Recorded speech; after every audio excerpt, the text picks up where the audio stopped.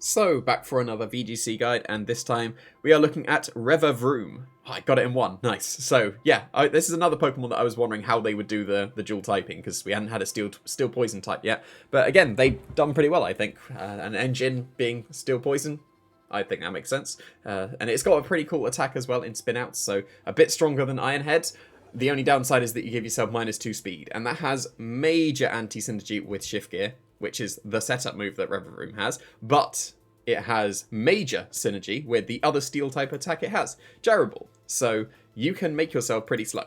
It's got base 90 speed, which is quite fast. So if you make yourself a banded Revavroom, not the choice band, the power band, that is my choice just so I can go for, oh, I am banded Revavroom, rather than I've just got a power item or Macho Brace or whatever. I just prefer to say that I'm banded. So yes, you half your speed with the power band. So initially, you're already going to be down to, what is that, 42 speed? So your Jarables are still going to be hitting pretty hard. And if you just go for a spin out first, then you are definitely the slowest thing on the field. You basically are getting close to Stack Attacker's speed stat after one spin out, so then your Jarables are most likely going to be 150 base power after that. So that is the nice synergy of spin out and Jarable. It's a shame you don't get that synergy with the setup move of Shift Gear, but this is technically a way of setting yourself up, because you'll power up your steel move, so you'd go for one spin out and then you'd go for the Jarables after that.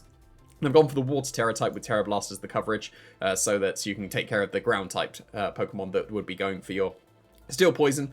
I didn't think that any of the other coverage was as good, because like the grounds would be fine, but then you don't resist, or you don't do super effective damage back into those ground types. I think water is probably the best one, but something like ground, something like fighting would also work as well if you wanted just the offensive coverage. But I'm just going to go for water here, and it's pretty basic here. Just a lot of attack investment so you can do the most damage. Minimum speed, definitely have the minimum speed with 0 IVs to get the most out of your Gyrables. So basically pair this on a Trick Room team as well.